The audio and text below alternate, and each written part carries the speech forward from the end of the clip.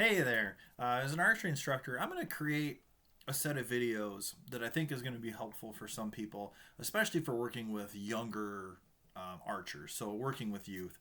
I primarily work with a lot of younger kids starting in on their archery journey, if you will. Um, but really, just what are some of the things that you should be aware of as you're going through on how to do this? As far as even like, hey, what targets do I need? How do I set up a mini range or a range if you're going to do actual instruction, or if you're just going to work with your kid in the backyard? So um, what kind of things like that do I need as we get into equipment? What kind of equipment should I get? What kind of bows should I get? What kind of arrows? What are the different parts and pieces? So as you're having conversation or talking with your younger archer, as you're talking about what is an arrow, what's that mean, or a fletching or a knock, or if you're going to knock the arrow on your bow string, what's the face and the back and the cams and limbs and riser and all the different parts and pieces that go in to make up a lot of this equipment. So we're going to go through and talk about some of those basics, and then we're going to then move into looking at eye dominance and why it's important, how to check it, just again so you know what you're working with. Eye dominance in archery is going to be treated a little differently than eye dominance. Oh, don't mind Ranger back here. It's going to be treated a little bit different than eye dominance, say, in trap shooting. Or could be treated differently. Different instructors have different means and methods for how they want things done, but we're going to concentrate on archery. And typically, the way I like to do it is the shooter or archer is going to be working with their dominant hand. So if they're left-handed, they'll shoot left-handed. If they're right-handed, they'll shoot right-handed. No matter which eye dominance they are, but it is important to check it so that we can work through or past some of those things. Because if we do have a right-handed shooter and they are left eye dominant, that definitely adds in a little bit of, I'll say, complication when it comes to aiming and where they're hitting on the target. So we'll talk about eye dominance and how do we, some tips and tricks to kind of work through and around that to train the other eye. So we'll go through that stuff. We'll talk about range commands, so whistle commands or just verbal commands for our archers. Again, if you're at home one-on-one with your kid or a couple of your kids, probably not that imperative necessarily. But when you have a group, it definitely becomes a lot more important to talk about what the different things that you're going to say and the order of operations, so that nobody gets an arrow flung at them. Or if they're bringing the arrows back after they go and retrieve them, well, how to retrieve them even out of the target. Again, some things that as adults we don't really think about, but as we're working with kids, we really got to start with the fact that the overwhelming majority of them have never picked up these equipment. They have absolutely no idea what they're doing. They've seen it done on TV. It looks very easy. Turns out it's not as easy as it looks. To do it well. Again, we'll talk about some of those things. Not that it's difficult, but there is a few things to remember and a few tips and tricks that are good to know. And mind you, we haven't even talked about yet any of the body positioning. We haven't even talked about shooting yet. Like what's it take, what's it do, or what you need to do in order to really do a good process. So there are actually 11 steps to shooting. And a lot of us that have been doing it for quite some time, we do these 11 steps without even knowing that we do it. But one of the biggest things, and it's the foundation of anything, right? It's step one. And this is probably the one I work with the kids the most and have to remind them the most when their shots start going astray and things start going a little wonky, is their stance. So we spend a lot of time on stance. And that's before we even knock the arrow and we hook and grip the bow and we go into posture and alignment and how to raise the bow, draw the bow, anchor. The next one is transfer to hold. So remember, we've gone through all this stuff. We haven't even aimed yet.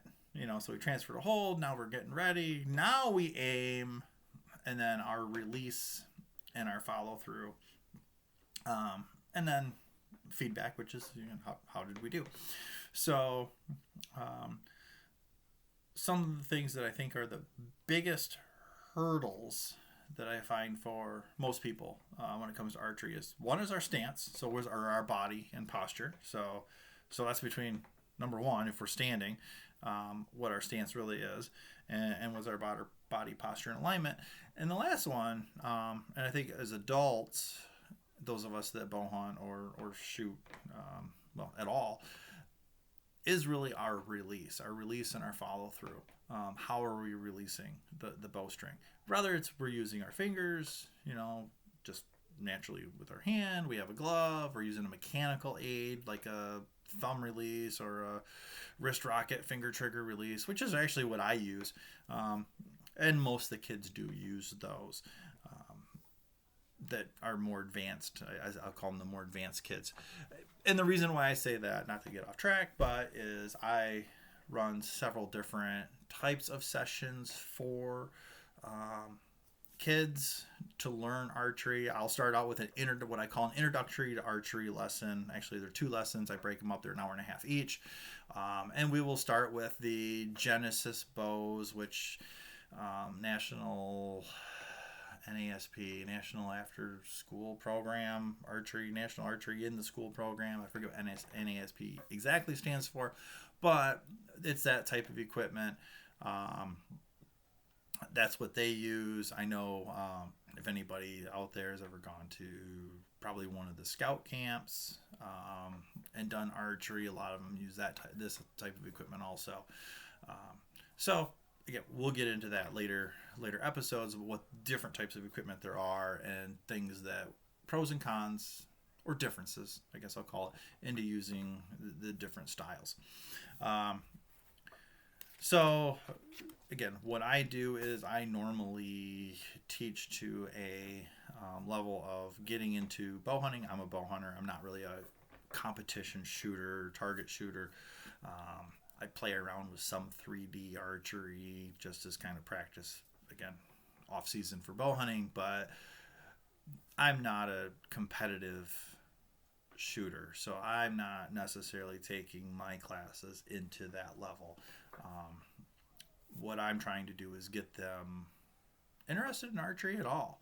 So again, I said we'll start out with an intro to archery class or classes, just so they can get their hands on the equipment and learn their stance and posture and how do I stand, how should I stand, what different parts of the bows are, how do I anchor, where do I anchor at, and how do I release and follow through.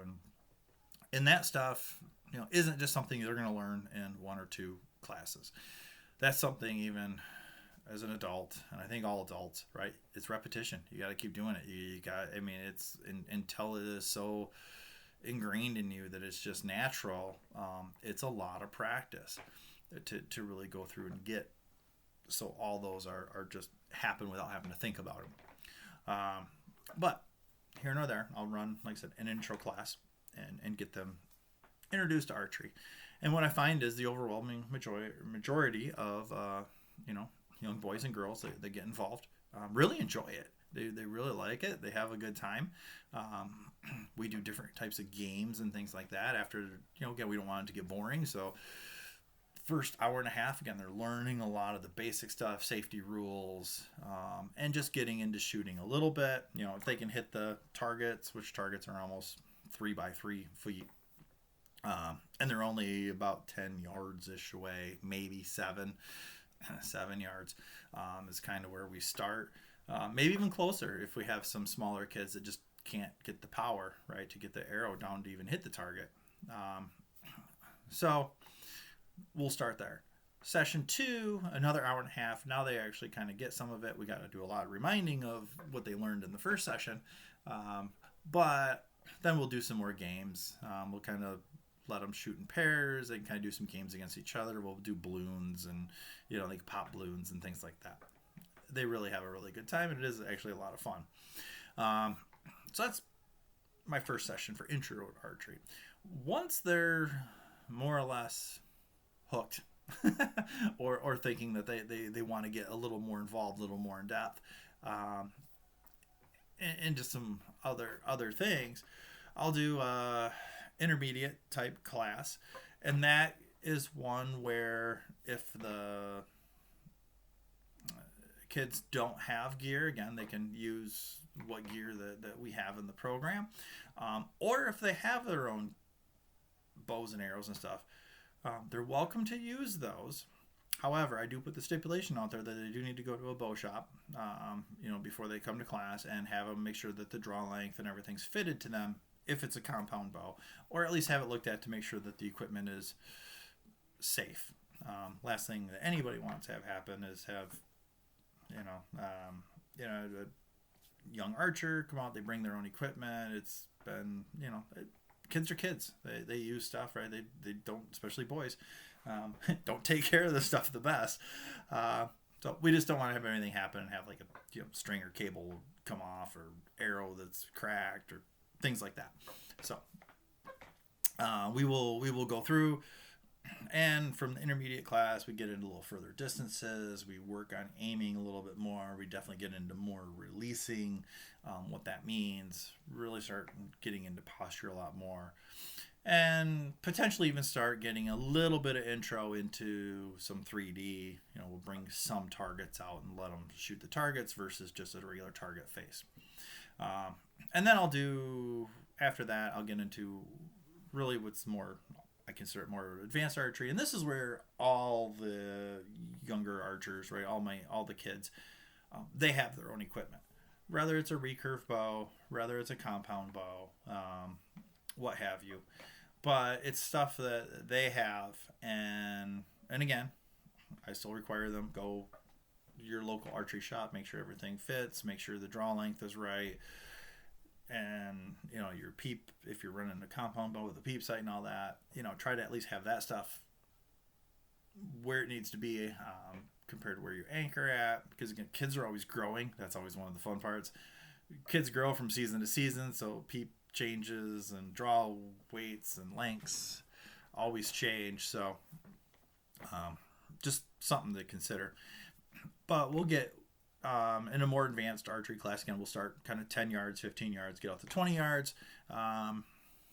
We'll start with bag targets on that, and then we do move into the 3D course that we have locally where I'm at.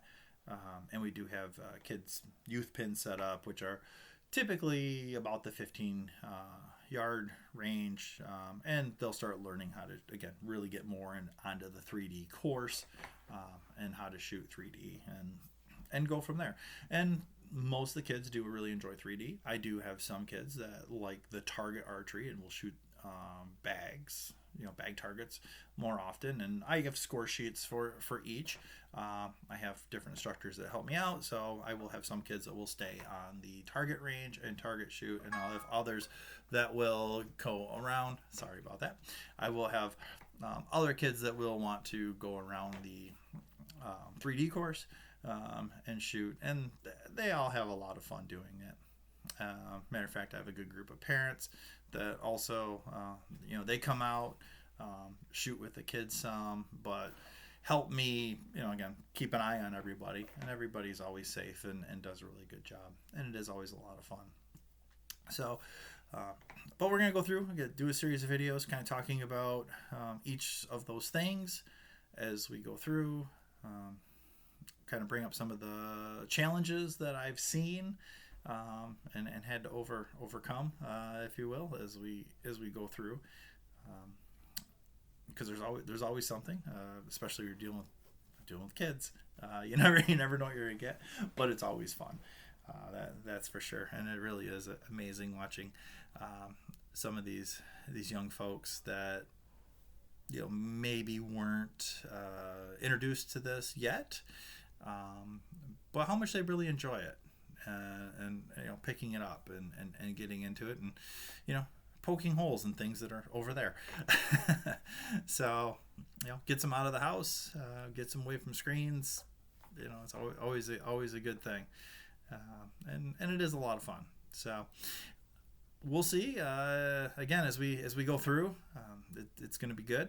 It'll be entertaining. I said I'm gonna share, well, at least what I've done, what I've run up against, how we've overcome some things that have come to fruition. Which again, nothing major, but just there's always a surprise somewhere.